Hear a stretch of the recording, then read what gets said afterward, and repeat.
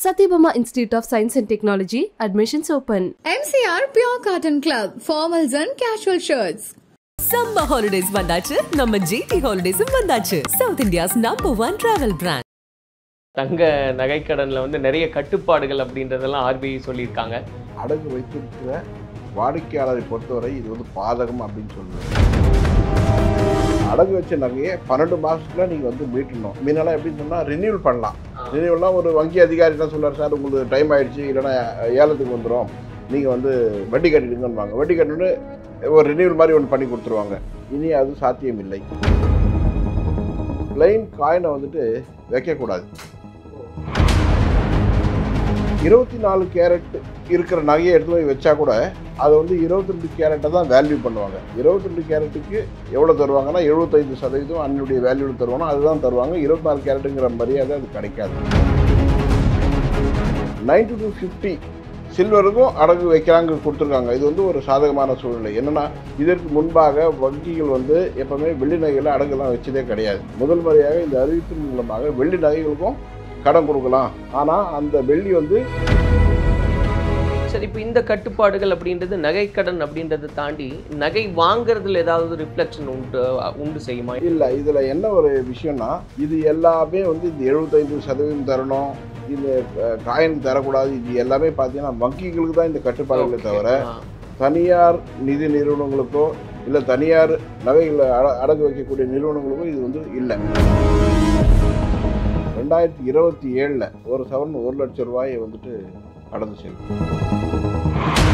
கலாட்டா நேயர்களுக்கு வணக்கம். நான் சரவண ராம்குமார். இன்னைக்கு நம்மோட தங்க மற்றும் வைர வியாபாரிகள் சங்க தலைவர் திரு ஜெயந்திலால் சலானி இருக்காரு.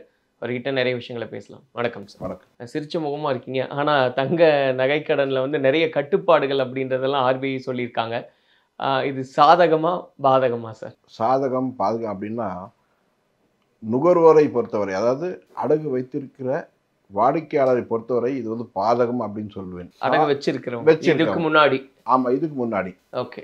இனிமே வைக்க போகிறவங்கள பற்றி இல்லை. இனிமேல் வைக்க போகிறவங்க மிகவும் சாதுரியமாக செயல்பட்டால் அவர்களுக்கு எந்த பாதகமும் இல்லை. ஆனால் ஏற்கனவே வச்சிருக்காங்க பாருங்க, அவங்கள பொறுத்தவரை அவங்களுக்கு ஒரு பாதகம் தான். ஓகே. அது எப்படி சார்? அதுக்கு முன்னாடி அந்த பாயிண்ட் சொல்லிடலாம் சார், என்னென்னலாம் இதில் ரெஸ்ட்ரிக்ஷன்ஸ் இருக்குன்றது. அடகு வச்ச நகையை 12 மாதத்துல நீங்கள் வந்து மீட்டணும். மீனெல்லாம் எப்படின்னு சொன்னால் ரினியூவல் பண்ணலாம். ரினியூவல்லாம் ஒரு வங்கி அதிகாரி தான் சொல்கிறார், சார் உங்களுக்கு டைம் ஆகிடுச்சு, இல்லைன்னா ஏலத்துக்கு வந்துடும், நீங்கள் வந்து வட்டி கட்டிடுங்கன்னு. வட்டி கட்டணுன்னு ஒரு ரினியூவல் மாதிரி ஒன்று பண்ணி கொடுத்துருவாங்க. இனி அது சாத்தியம் இல்லை. இனிமேல் நீங்கள் நகை மூட்டுட்டு அடுத்த நாள் தான் மறுபடியும் நீங்கள் நகை வைக்க முடியும். அன்னைக்கே உடனடியாக வைக்க முடியாது. அது ஒன்று. அதே மாதிரி பிளைன் காயினை வந்துட்டு வைக்கக்கூடாது. அதுவும் ஒரு ரெஸ்ட்ரிக்ஷன் கொண்டு வந்திருக்காங்க. இன்னொன்று பார்த்தீங்கன்னா, வைக்கிற நகை என்ன தரம் இருக்குன்னு சொல்லிட்டு யார் எந்த வங்கி வந்து கடன் கொடுக்குறதோ அந்த வங்கியானது அதுக்கு சான்றிதழ் தரணும். அந்த சான்றிதழில் வந்துட்டு அந்த வங்கியினுடைய கையொப்பமும் இருக்கும், முத்திரையாண்டு கையொப்பமும். அதே மாதிரி யார் நகை உரிமையாளோ அவருடைய கையெழுத்தோ அதில் இருக்கும். ஸோ இதை மாதிரி அதே மாதிரி அதனுடைய வேல்யூவில் 75% தான் தரணும்னு ரெஸ்ட்ரிக்ட் பண்ணிட்டாங்க. அது ஒரு முக்கியமான விஷயமா. ஆமாம், ஏன்னா இதுக்கு முன்ன வந்துட்டு 80-90% எல்லாம் கொடுத்தாங்க. ஒரு வாடிக்கையாளர், ஒரு பெரிய வாடிக்கையாளர் இல்லை நட்பெறை பெற்றவர் அப்படிலாம் ஒரு தனிப்பட்ட ஒரு அபிமானத்து மேலே இன்னொரு 10% 5% கூட கொடுத்தாங்க. இப்போ அதெல்லாம் இல்லை.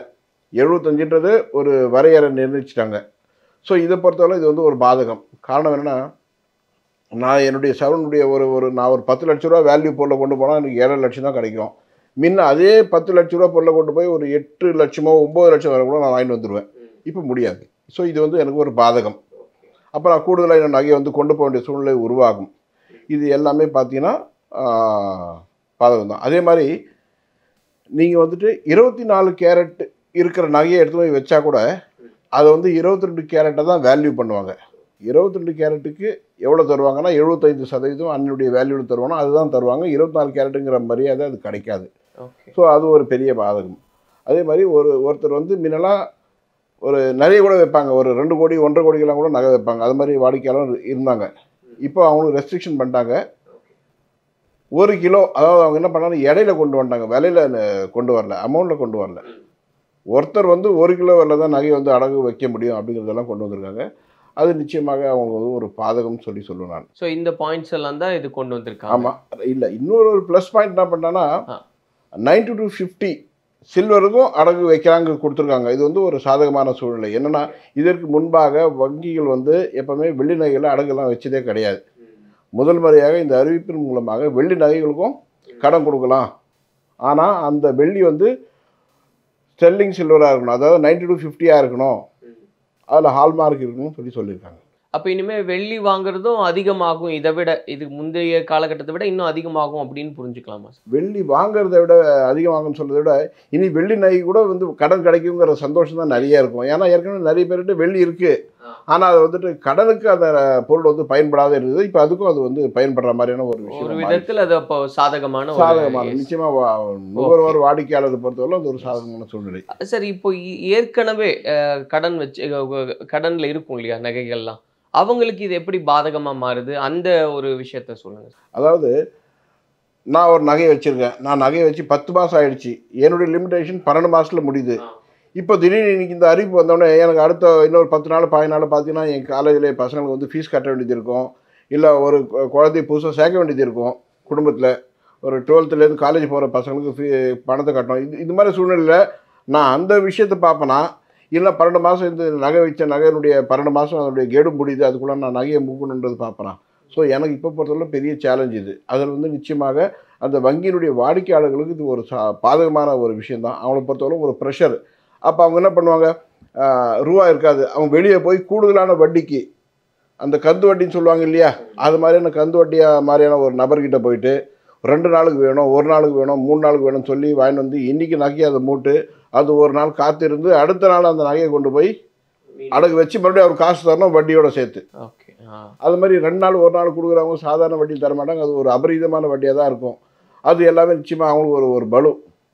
ரெண்டாவது இன்றைக்கி நகையை மூக்குறாங்கன்னு சொன்னால் அந்த நகை யார் நகையினுடைய உரிமையாளர் அவர் வச்சுக்க மாட்டார், அது கந்து வட்டி கொடுத்து ஆள் எடுத்து போய் அவர் வச்சுப்பார் அந்த பொருளை. அடுத்த நாள் அவரை கூட்டிகிட்டு போய் அந்த நகையை பேங்க்கில் கொடுத்து என் பேரில் வச்சு நான் அவருடைய கடன் அடிச்சு அதுக்கப்புறம் அவர் நான் வட்டியும் நான் தரணும். இப்போ 75% தான் கிடைக்கும்ன்றது அதுவும் ஒரு பாதகம். ஏன்னா ஏற்கனவே நான் ஒரு இப்படி வச்சுக்கலாம், ஒரு 10 லட்ச ரூபா மதிப்பு இருக்கிற பொருளுக்கு நான் 9 லட்சம் வாங்கியிருப்பேன் முன்ன. இப்போ அந்த பொருளுக்கு இனிமேல் நான் எடுத்து போய் கொடுத்தனா 7 லட்சம் தான் காசு கிடைக்கும். அப்போ நான் கூடுதலாக என்னுடைய சுமையில் இன்னொரு சுமையை சேர்த்துட்டு நான் அது செலுத்த வேண்டிய சூழ்நிலை உருவாகும். இது இப்போ எல்லாருக்குமே இது அப்ளிகபிள் தானே சார்? ஏன்னா புதுசாக ஒரு கட்டுப்பாடு கொண்டு வர்றாங்கன்னா இது இன்னும் ஒரு 3 மாதம் கழிச்சு அப்ளிகபிள் அப்படின்னு சொன்னால் கூட எல்லாருமே தயாராவாங்க. ஆனால் சடனாக வந்துருச்சுன்னா இப்போ நாளான்னையோட ஒருத்தருக்கு முடியுது அப்படின்னா அவரெல்லாம் எப்படி? அதுதான் சேலஞ்சுன்னு சொன்னேன். அதாவது ஏற்கனவே நகை அடகு வைத்த வாடிக்கையாளர்களுக்கு இது பெரிய ஒரு சேலஞ்சுன்னு சொல்லுவேன். அவங்களுக்கு பெரிய அதிர்ச்சியான ஒரு விஷயம் என்னென்னா, அடுத்த ஒரு வாரத்தில் அவருடைய டைம் முடிய போகுதுன்னா அவர் உடனடியாக அந்த பொருளை போய் மீட்டு அது மறுபடியும் பண்ணணுங்கிறது அவருக்கு பெரிய டென்ஷனான வேலை. அது என்ன பண்ணிடணும், இவங்க இனிமேல் நகை வைக்கிறவங்களுக்கு தான் இது, வச்சவங்கள இப்போ என்னவோ அந்த நடைமுறை பழைய நடைமுறையை அவங்க முடிச்சிடலாம். இனிமேல் புதுசாக வைக்கிறவங்க 12 மாதத்தில் அவங்க எடுத்துடணும், 12 மாதத்தில் அவங்க ரினியூல் பண்ண முடியாது. ஒரு தடவை நகையை மீட்டு மறுநாள் தான் வைக்கலாம், அதுதான் வேறு வழியே இல்லை. இப்படியே அது ஒரு பெரிய சுமை தான். ஓகே, அப்போ சார் இதுக்கப்புறம் இது அவேர்னஸோடு நடந்துக்கணுன்னா உங்களுடைய பார்வையில் இதெல்லாம் பண்ணுங்க, அப்போ கொஞ்சம் நம்ம ஃப்ளெக்சிபிளாக போக முடியும் அப்படின்ற ஏதாவது ஐடியாஸ் அப்படின்றது உண்டா? ஆமாங்க, அதாவது எப்படி பண்ணலான்னா, நீங்கள் ஒரு 10 லட்சம் ரூபாய் நகை அடகு வைக்கணும்னு வச்சுக்கோங்களேன். நீங்கள் 10 லட்சம் போனீங்கன்னா அந்த பொருளுக்கு 10 லட்சம் கொடுத்துருவாங்க. ஆனால் நீங்கள் 10 லட்சம் முதல்ல 3ஆவோ 4ஆவோ 5ஆவோ பிரிச்சுக்கோங்க. ஒரே ஒருத்தர் பேரில் வாங்காதீங்க, உங்கள் குடும்பத்தில் இருக்க 2-3 பேரில் அது 2 லட்சம் 1 லட்சம் 3 லட்சம்ன்ற மாதிரி வைங்க. ஸோ அந்த காலக்கெடு முடியும் போது கூட உங்களுக்கு சுமை இருக்காது. சப்போஸ் அந்த 12 மாதத்துக்குள்ள உங்களால் மீட்டு முடியலன்னா கூட நீட்டிக்கணும்னா நீங்கள் என்ன பண்ணுவீங்க, 11ஆம் மாதம் போயிட்டு அந்த நகையை முதல்ல 2 லட்ச ரூபா நகையை 2 லட்சம் பணத்தை கட்டி அந்த நகையை மீட்டு மறுபடியும் எடுத்து போய் அதை 2 லட்சம் அடுத்த நாளுக்கு வச்சு அடுத்த ஒரு நகையை மீட்கணும். இப்படின்ற பண்ணிங்கன்னா ஒரு 3 நாள் 4 நாளில் ஆயிரும். ரெண்டாவது உங்கள் பேர்லேயே இருக்குது, இல்லாத ஒரு 2-3 பேரில் இருந்தீங்கன்னா ரொம்ப இன்னொரு ஈஸியான விஷயம், ஒரே நாளில் கூட அந்த வேலையை செய்யலாம். நீங்கள் மூடிட்டு உங்கள் ஒய்ஃபோட கொடுத்தீங்கன்னா அவங்க எடுத்து அன்றைக்கே பணத்தை கட்டிட்டு அடுத்த பொருளுக்கு அப்படியே மாற்றலாம். ஓகே, ஸோ இது அந்த 10 லட்சங்கிறது ஒட்டு மொத்தமாக காசு இருக்கணும்னு அவசியம் இல்லை. ஒரு 2 லட்சம் 3 லட்சமாக இருந்தால் 10 லட்சத்துடைய விவகாரத்தை நம்ம முடிச்சிடலாம் ரொம்ப சாதாரணமாகவே. அதாவது இனிமே வரவங்க அது மாதிரி செய்தால் அவங்களுக்கு நிச்சயமாக ஒரு நல்ல விஷயமா அது இருக்கும். ஆனால் இதுக்கு முன்னாடி இருந்தவங்களை வச்சவங்களுக்கு சவால் தான் அது அப்படின்றது 100% சவால். இதன் மூலமாக அந்த நகைகளுக்கு கடன் தராங்க இல்லைங்களா, இந்த சில நிறுவனங்கள் இருக்குது, உங்கள் நகையை மீட்டு நல்ல விலைக்கு விற்று தருகிறோம், அவங்களுக்கு எல்லாமே பார்த்தீங்கன்னா ஒரு சாதகமான ஒரு சூழ்நிலை. இது நிறைய பேர் அங்கே தான் போவாங்க. அங்கே போயிட்டு எதாவது பண்ணுங்கன்னா அவங்க ஒரு ஏதோ ஒரு ஃபிகரை சொல்லிவிட்டு ஒரு அமௌண்ட்டை சொல்லிவிட்டு 1,00,000க்கு இவ்வளோ நீங்கள் தரணும், நாங்களே கிட்ட இருந்து எல்லாத்தையும் பண்ணி கொடுத்துருன்னு சொல்லி அவங்க அது ஒரு பிஸ்னஸாக பண்ணிடுவாங்க. இதனால பலன் வந்து அவங்களுக்கு அது போய் சேருதுன்னு. பலன் அவங்களுக்கு போய் சேர்றது இல்லைங்க, எனக்கு முதல்ல நஷ்டங்க.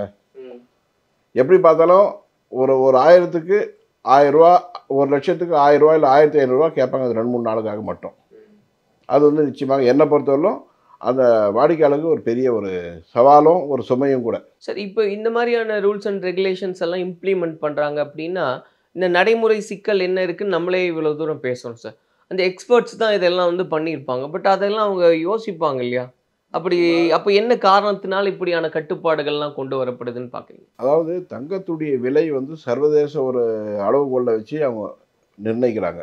அப்படி பண்ணும்போது எதிர்காலத்தில் தங்கத்துடைய, அதாவது எந்த ஒரு வங்கியும் இல்லை எந்த ஒரு அரசு ஒரு சட்டமும் திட்டமும் கொண்டு வராங்கன்னு சொன்னால் அவங்க ரிஸ்க்கை தான் பார்ப்பாங்க, பாசிட்டிவிட்டி பார்க்கவே மாட்டாங்க. இதனால் இது லாபங்கிறத பார்க்க மாட்டாங்க. இது நடந்தாலும் இது நடக்கலைன்னா என்னென்ன நஷ்டம் வருங்கிறது தான் முதல்ல எடுத்துப்பாங்க. அப்படின்னு பார்த்ததுனால தான் இப்போ வந்துட்டு 90% கொடுத்த வட்டியை வந்துட்டு 75% குறைச்சிருக்காங்க. முன்னெல்லாம் வந்து ரினியூவல் பண்ணுவாங்க. அந்த ரிஸ்க்கை நம்ம கையில் வச்சுக்கூடாது, இது வந்து புது நகையாக கொண்டு வரணுங்கிறதுக்காக அவங்க என்ன பண்ணுவாங்கன்னா அடுத்த ஒரு நாள் தள்ளி மறுபடியும் அந்த நகையை மூட்டு வைக்கணும். அடுத்த நாள் அவங்க வைக்காத கூட போயிடலாம், இல்லை நீங்கள் அடுத்த வேறு ஒரு வங்கிக்கு போகிற சூழ்நிலை உருவாகும். இது எல்லாமே எதுன்னா அவங்க வந்து IMF மாதிரி வந்து ஒரு பெரிய ஒரு நிறுவனங்கள், நிதி நிறுவனங்கள், உலகளாவிய நிதி நிறுவனங்கள்லேருந்து கடன் வாங்குவாங்க. கடன் வாங்கும்போது அவங்க வந்து சில திட்டங்களை சட்டங்களை சொல்லுவாங்க.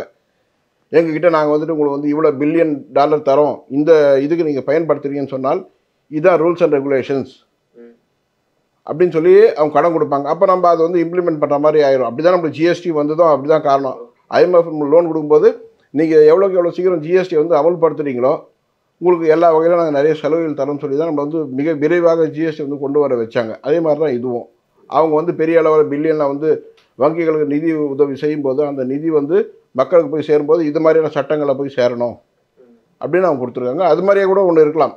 அதெல்லாம் யோசிச்சு தான் இந்த மாதிரியான ஒரு முடிவுகள் வந்து வந்திருப்பாங்கன்னு நினைக்கிறேன். சரி, இப்போ இந்த கட்டுப்பாடுகள் அப்படின்றது நகைக்கடன் அப்படின்றத தாண்டி நகை வாங்குறதுல ஏதாவது ரிஃப்ளெக்ஷன் உண்டு செய்யுமா? ஏன்னா முன்னாடியெல்லாம் நகை வாங்கினா ஒரு சேமிப்புக்காக வாங்குவாங்க, இல்லை அவசரத்துக்கு நமக்கு தேவைன்னா வச்சா கிட்டத்தட்ட ஒரு 90% கடன் கிடைக்கும். ஆனால் இது 75% மாறும்போது அப்போ நான் ஏன் தங்கத்தில் பணம் போடணும், நான் வேற எதுலையாவது போட்டு இல்லை. இதில் என்ன ஒரு விஷயம்னா இது எல்லாமே வந்து இந்த 75% தரணும், இந்த காயினுக்கு தரக்கூடாது, இது எல்லாமே பார்த்தீங்கன்னா வங்கிகளுக்கு தான் இந்த கட்டுப்பாடுகளை தவிர தனியார் நிதி நிறுவனங்களுக்கோ இல்லை தனியார் நகைகளை அடகு வைக்கக்கூடிய நிறுவனங்களுக்கும் இது வந்து இல்லை. ஸோ அவங்களுக்கெல்லாம் எந்த கட்டுப்பாடும் கிடையாது. ஸோ அவங்க வந்து இது தாராளமாக ரினியூவல் பண்ணிப்பாங்க. அதே மாதிரி அவங்க 90% ரிஸ்க் எடுத்து கொடுப்பாங்க. ஸோ அவங்களுக்கு வியாபாரம் நல்லா இருக்கும்னு என்னுடைய கணிப்பு இருக்குது. அப்போ இது வந்து தங்க வியாபாரத்தில் வந்து ரிஃப்ளெக்ஷன் காட்டாது. இல்லை இல்லை இல்லை இல்லை வராது. சரி, இப்போ இந்த ஒரு சூழ்நிலையில் இதை ஒட்டி நம்ம பேசும்போது தங்கத்து மேலே நிறைய பேருக்கு ஒரு ஈர்ப்பு கவனம்லாம் திரும்பி இருக்கு அப்படின்னு பார்க்குறோம். ஏன்னா ஒரு 38% வரைக்கும் தங்கத்தோடைய விலையெல்லாம் இறங்கும் அப்படின்னு உலகளவுலலாம் சொல்கிறாங்க. ஸோ டக்குன்னு நம்ம வாங்கி வச்சிடலாம் அப்படின்ற மாதிரி பல கால்குலேஷன்ஸ் இருக்குது. நான் ஏற்கனவே முதலீடு பண்ணியிருக்கேன், எனக்கு நட்டமாயிருமேன்னு இப்படியெல்லாம் பரவலாக பேசுகிறாங்க. உங்கள் பார்வையில் எப்படி பார்க்குறீங்க? அதாவது தங்கத்துடைய விலை அப்படின்னு எடுத்துட்டிங்கன்னா ரொம்ப அதிகமாக போக வேண்டாம், ஒரு 50 வருடங்கள் அல்லது 100 வருடங்கள் அவருடைய சரித்திரத்தை சாதாரணமாக எடுத்துடலாம். அதுக்கு முன்னே பார்க்கணுன்னா இன்னும் ரொம்ப பின்னால் போய் பார்க்கணும், அது நமக்கு தெரியாது. அதை விட நம்ம வாழ்ந்த காலத்திலேயே எனக்கு ஒரு 50 வயசு ஆகுதுன்னா நான் ஒரு 30 வயசு, நான் 30 வருஷம் வரலாம் பின்னால் போய் பார்க்கலாம். எனக்கு 20 வயசுலேருந்து எனக்கு கருத்து தெரியும். நான் 20 வயசு இருக்கும்போது ஒரு சவரன் என்ன விலை விற்றுது இல்லை ஒரு கிராம் என்ன விலை விற்றுதுன்னு ரொம்ப ஈஸியாக யார் வேணால் சொல்லிடலாம். ஸோ நீங்கள் கடந்த 30 ஆண்டுகள் 40 ஆண்டுகள் எடுத்து சரித்திரத்தை பார்த்தால் எங்கேயுமே விலை குறைஞ்சதாக சரித்திரமே கிடையாது. தொடர்ந்து பல மடங்குகள் கூடி இன்றைக்கி என்ன இருக்குங்கிறத நீங்கள் பார்த்தீங்கன்னா ஒரு பெரிய உச்சத்தை நோக்கி வந்து சவரன் இருக்குது. இதுவே இன்னும் வரும் காலங்களில் பெரிய அளவுக்கு இன்னும் உச்சம் போகும். ஏன்னா உலகத்துடைய கரன்சி அப்படின்னு உண்மையான கரன்சின்னு எடுத்துக்கிட்டால் தங்கம் மட்டும்தான், மீதி எல்லாமே பேப்பர் தான். அது என்றைக்கு ஒன்றாலும் செல்லாத பொருளாக போயிடும், ஆனால் தங்கம் போகாது. ரெண்டாவது, உலகத்தில் அதாவது நீங்கள் ஒரு டாலர் எடுத்துட்டீங்கன்னா ஒரு நாடு டாலரை ஏற்றுக்கும், இன்னொரு நாடு டாலர் ஏற்றுக்காது. அதாவது ரஷ்யாவில் கொண்டு போய் டாலர் கொடுத்தீங்கன்னா டாலருக்கு வேல்யூ கிடையாது, சைனாவில் கொண்டு போய் டாலர் கொடுத்தீங்கன்னா டாலருக்கு வேல்யூ கிடையாது. ஸோ தங்கம் அப்படி இல்லை, நீங்கள் எங்கே வேணாலும் வாங்கிடுங்க, ரஷ்யாவில் கொடுங்க, சைனாவில் கொடுங்க, இல்லை அமெரிக்காவில் கொடுங்க, இல்லை இந்தியாவில் விற்றுருங்க, எதை வேணால் பண்ணுங்கள். அதுக்கு ஒரு பெரிய வேல்யூ, உலகளவையே ஒரு மரியாதை மதிப்பு எல்லாமே இருக்குது. அதனால் எதிர்காலத்தில் தங்கம் தான் உண்மையான கரன்சி. அதனால்தான் உலகத்தில் உள்ள பெரிய வல்லரசு நாடுகள், வளர்ந்த நாடுகள் அல்லது வளர்ந்து கொண்டிருக்கும் நாடுகள் இது எல்லாமே பார்த்திங்கன்னா தங்களுடைய இருப்பை தங்கமாக பெருமளவில் மாற்றி வருகிறார்கள். அவங்க தெரிஞ்சு தான் அந்த விஷயத்தை செய்கிறாங்க. ஏன்னா வரும் காலங்களில் தங்கம் பெரிய அளவில் இருக்கும். தங்கம் இருந்தால் ஒரு நாட்டில் நான் போய் ஒரு ஆயுதம் வாங்கணும், எதை கொடுத்து வாங்குவேன்? என்கிட்ட என்ன இருக்குது? என்னுடைய ரூபா நோட்டு எங்கே செல்லாது. அந்த என்கிட்ட இருக்கிற வேறு நாட்டினுடைய கரன்சி அவங்க ஏற்றுக்க மாட்டாங்க. ஸோ அப்போ நான் தங்கத்தை தானே கொடுத்தாகணும். அதுக்கு ஒரு மாற்றுப் பொருளாக தங்கம் தானே இருக்கும். ஸோ எல்லா நாடுகளும் பெருமளவில் தங்களுடைய ரிசர்வை, தங்களுடைய வைப்பை தங்கமாக மாற்றி வருகிறார்கள். அதனால தான் தங்கத்துடைய விலை குறையாது, தங்கத்துடைய மதிப்பு குறையாதுன்னு சொல்ல வரேன். ஆனால் இப்போ இந்த 38% ட்ராப் ஆகும் அப்படின்னு சொல்கிறதுலாம் அப்போ என்ன கேல்குலேஷன் சார்? அதாவது நான் இப்போ சொல்லிடுறேங்க மறுபடியும். யாரோ ஒருத்தர் சொன்னதை 100 பேர் ஏற்றுக்கிறாங்க. நம்ம எப்போவுமே ஒரு விஷயத்தை அலசி ஆராய்ந்து பார்க்கும்பொழுது, இல்லை அதனுடைய சரித்திரத்தை பார்க்கும்பொழுது அது மாதிரியான ஒரு நிகழ்வுகள் எப்போது நடந்திருக்கான்னு பார்க்கணும். நிச்சயமாக நடக்கலை. இப்போ கூட பார்த்தீங்கன்னா தங்கம் விலை 70,000, 72,000 ஒரு சவரன் போச்சு, 73,000 போச்சு. திடீர்னு பார்த்தீங்கன்னா அது 70,000 ஆச்சு, அப்புறம் 69,000 ஆச்சு. ஆனால் இந்த குறைஞ்சது இந்த 2,000, 3,000, 4,000 ஒரு சவரன் குறைஞ்சுன்னா சும்மா குறையில, 20,000 சவரனுக்கு ஏறி அதில் ஒரு 3,000, 4,000 குறைஞ்சிருக்கு, அவ்வளோதான். நீங்கள் இந்த 2025 பார்த்தீங்கன்னா ஒரு சவரன் 17,000, 18,000 வரலாம் ஏறிச்சு. மறுபடியும் அது 15,000 அளவில் நின்று போச்சு ஏறின விலையில். ஸோ தொடர்ந்து தங்கம் விலை ஏறிட்டு தான் வருது, விலை குறையில. இல்லை, இப்போ இதே கேள்வி நம்ம பங்குச்சந்தை நிபுணர்கள் கிட்ட கேட்கும்போது ஏற்ற இறக்கம் இருக்கும், பெரிய அளவில் இருக்காது, கிட்டத்தட்ட ஒரு ஸ்டேபிளாக தான் போகுன்றாங்க. ஸோ இப்போ நீங்கள் இந்த கருத்துக்களெல்லாம் சொல்கிறீங்கன்னு அவங்க கிட்ட கேட்டால் அவங்க தங்க வியாபாரிகள் அப்படி தான் பேசுவாங்க. இல்லை, நான் சொல்ல வர்றது ஏதோ நான் எனக்காக சொல்லலை, ஒட்டுமொத்தமாக தங்கத்துடைய விலையினுடைய சரித்திரத்தை எடுத்து தான் பார்க்க சொன்னேன் நான். இல்லை அது ஓகே சார். என்ன கான்ஃப்ளிக்ட் இப்போ உங்களுக்கும் பங்குச்சந்தை நிபுணர்களுக்கு ஏதாவது கான்ஃப்ளிக்ட் அப்படின்றது இருக்கா? ஒன்றுமே இல்லைங்க. ரெண்டுத்துக்குமே ஒரு விஷயம் என்னென்னா, எப்பொழுதெல்லாம் பங்குச்சந்தை சரிவு ஏற்படுதோ அப்பொழுதெல்லாம் தங்களுடைய விலை ஏறும். ஏன்னா முதலீட்டாளர்கள் ஒரே மாதிரியான முதலீட்டாளர்கள் தான். எனக்கு நான் ஒரு முதலீடு செய்கிறேன், தங்கத்தின் மீது முதலீடு செய்தால் நல்ல லாபம் வரும்னா என்னுடைய முதலீடு தங்கம் பக்கமாக போகும். பங்குச்சந்தையுடைய முதலீடுகள் நல்லா இருக்குது, அதில் நிறைய லாபம் வரும்னா என்னுடைய இதுலேருந்து எடுத்துடுவோம், அதில் போடுவோம். இதுலேருந்து எடுக்கிறேன்னு சொன்னாவே இதனுடைய விலை கொஞ்சம் குறையன்னு அர்த்தம். அப்போ இதனுடைய பாயிண்ட்ஸ் ஏறும், இதனுடைய விலை ஏறும். இப்போ உலக பொருளாதாரத்தில் நிர்ணயிக்கக்கூடிய விஷயங்கள், உலக பொருளாதாரத்தை நிர்ணயிக்கக்கூடிய சப்ஜெக்ட் தங்கம் தான். ஸோ தங்கத்தின் மீது முதலீடு செய்தால் நல்ல லாபம் வருங்கிறத செய்கிறாங்க. சப்போஸ் ஒரு வேளை தொழில்துறை நல்லா இருக்குது, உலகம் எந்தவித அச்சுறுத்தலுக்கும் இல்லாமல், எந்தவித போர் சூழ்நிலையும் இல்லாமல், பொருளாதாரம் நல்ல நிலைமையில் இருக்கும்போது நிச்சயமாக பங்குச்சந்தை மிக சிறப்பாக இருக்குன்னு சொல்லுவாங்க. அப்போ என்ன பண்ணுவாங்கன்னா பெரும்பாலான முதலீடுகள் பங்குச்சந்தையில் போகும். அப்போ தங்கம் விலை ஓரளவு குறையும், ஏன்னா அதனுடைய டிமாண்ட் குறையும். அப்போ பங்குச்சந்தை மேலே போகும். ஸோ ரெண்டுமே ஒன்னோட ஒன்று இணைப்பில் இருக்கு. ஆனால் தங்கம் அப்படின்னு நம்ம பேசும்போது சார், இப்போ கொரோனாவுக்கு பிறகு ஒரு பெரிய உச்சத்தை நோக்கி வந்துருச்சு. இதுக்கு மேலே ஒரு அப்ஸ்கேல் போறதுக்கான பாசிபிலிட்டிஸ் இல்லை. இங்கே ஒன்றா ஸ்டேபிள் ஆகும், சின்ன அளவில் ஏற்ற இருக்குமே தவிர இதுக்கப்புறமும் இன்னொரு பெரிய ஒரு வளர்ச்சி அப்படின்றது இருக்காது அப்படின்ற மிகப்பெரிய, அதாவது நான் பெரியன்னுலாம் சொல்லவே மாட்டேன், பெரியங்கிறது ஒரு சின்ன வார்த்தை. மிகப்பெரிய ஒரு வளர்ச்சி தங்கத்துடைய விலை நிச்சயமாக இருக்கும். ஓகே, அப்போ ஒரு தோராயமா இந்த வருஷ முடிவில் 1 கிராம் தங்கத்துடைய விலை எவ்வளவு இருக்க வாய்ப்பு? 12,500 ரூபாய்க்கு மேலே இருக்கும். அவ்வளோ இருக்குமா சார்? 10,000 தொடும் அப்படின்லாம் பேசிட்டு இருந்தாங்க. 12,500க்கு மேலே இருக்கும். ஓ, கட்டாயமா இருக்கும், 100% இருக்கும். ரெண்டாவது 2027 ஒரு சவரன் 1 லட்சம் ரூபாயை கடந்து செல்லும். 2027. ஓகே, ஸோ அப்போ இதுதான் ரைட் டைம் தங்கம் வாங்கிருக்கு அப்படின்னு எடுத்துக்கலாமா? ஆமாம், அதாவது 12,500 இது வந்துடும், இது 1 லட்சம். நான் 1 லட்சம் தாண்டி பெரிய அளவில் போகும். பெரிய அளவுன்னு சொன்னால் மிகப்பெரிய அளவு. நீங்கள் அதாவது ஒரு போர் சூழல், பதட்டம் இப்படின்னு எதுவுமே இல்லைன்னா கூட இந்த வேலைக்கு போயிடும் அப்படின்னு? கண்டிப்பாக போகும். ஓகே, நீங்கள் ஒன்றும் வேண்டாம், நான் அதுக்கு சாதாரண சொல்லிடுறேன். நம்ம இது பெரிய சயின்ஸோ வேணாம், பெரிய பொருளாதார வல்லுநர் வேணாம், யாருமே வேண்டாம். நான் ஒரு வேலை செய்கிறேன், எனக்கு மாதம் 60,000 ரூபா சம்பளம். எப்படி எடுத்துக்கிறேன்? நான் ஒரு அரசு அதிகாரி, எனக்கு 60,000 ரூபா சம்பளம். என் வீட்டு செலவு, என் பசங்க செலவு, படிப்பு செலவு எல்லாத்தையும் எடுத்துகிட்டா ஒரு 30,000 ரூபாய்க்கு மேலே. சொந்த வீடு இருக்குது, 30,000க்கு மேலே செலவு இல்லை. நான் ஒரு 3 மாதம் என்னுடைய 30,000 மீதி இருக்கிற 30,000 சேமிப்பில் வச்சுருந்தேன்னா அது நிச்சயமாக தங்கத்தை தான் போகும். வேறு எதில் இன்வெஸ்ட் பண்ண முடியாது. வேறு எதில் நான் இன்வெஸ்ட் பண்ணுவேன்? எலக்ட்ரானிக் என்கிட்ட தேவையான அளவுக்கு மொபைல் ஃபோன்ஸ் இருக்குது, டிவி இருக்குது, ஃப்ரிட்ஜ் இருக்குது, எலக்ட்ரானிக் பொருள் எல்லாமே வீட்டில் இருக்குது. இதுக்கப்புறம் வாங்குறதுக்கு எதுவுமே கிடையாது. ஸோ என்னுடைய ரூபா வந்து 30,000 மாதம் வந்துட்டு சேவிங்ஸ்லன்னு பார்த்தீங்கன்னா ஒன்று ஃபிக்ஸட் டெபாசிட்டாக போடுவேன், ஆனால் தங்கமாகவும் போடுவேன். ஃபிக்ஸட் டெபாசிட்டில் ஈர்ப்புத்தன்மை ரொம்ப கம்மி, கவர்ச்சி ரொம்ப கம்மி. தங்கம் வந்து கவர்ச்சியான ஒரு பொருள், ஈர்ப்புத்தன்மை அதிகம். ஸோ அந்த இன்வெஸ்ட்மெண்ட் மொத்தமே பார்த்தீங்கன்னா கோல்டில் தான் வரும். ஆனால் ஒருவேளை சார் 2027 அந்த அளவுக்கு போகலைன்னா உங்களை தான் கேள்வி கேட்பாங்க. 100% நானே சொல்லிட்டு வரேன். இதே கிராம் 8,000 9,000 வரும்ன்றது 6 மாதம் முன்னே நான் சொன்னேன். ஒரு 1.5 வருஷம் முன்னே சொல்லிட்டேன். மிக விரைவாக கிராம் வந்துட்டு 7,000 8,000 வருங்கிறது. அதுவும் எல்லாம் நடந்துகிட்ருக்கு. ஃப்யூச்சரும் என்ன இருக்குங்கிறது இப்போ சொல்கிறேன் நான் உங்களுக்கு. பெரிய 2 அப்படி டிசம்பர் ஒட்டும் போதே வந்து 10,000 தானே? ஆமாம். ஓகே. அப்போ தங்கம் வாங்க தாமதப்படுத்தாதீங்க, இப்பவே வாங்குங்க அப்படி நான் சொல்லணுங்களா? ஒரு நகைக்கடைக்காரர் அப்படிதான் சொல்வாரு.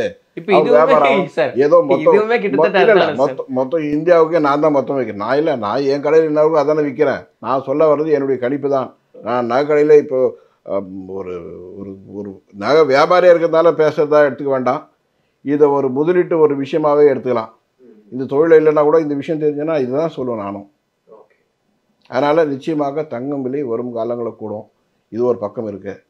இப்பொழுது இந்த அரசு வந்து செய்திருக்கக்கூடிய, அதாவது வங்கிகள் வந்து செய்திருக்கக்கூடிய இந்த விஷயங்கள் வந்து ஒரு நீண்ட கால ஒரு விஷயத்துக்காக செய்து தான் நான் நினைக்கிறேன். அதாவது தொலைநோக்கு பார்வை அப்படிங்கிற விஷயத்தை எடுத்து அவங்க இது பண்ணியிருக்காங்க.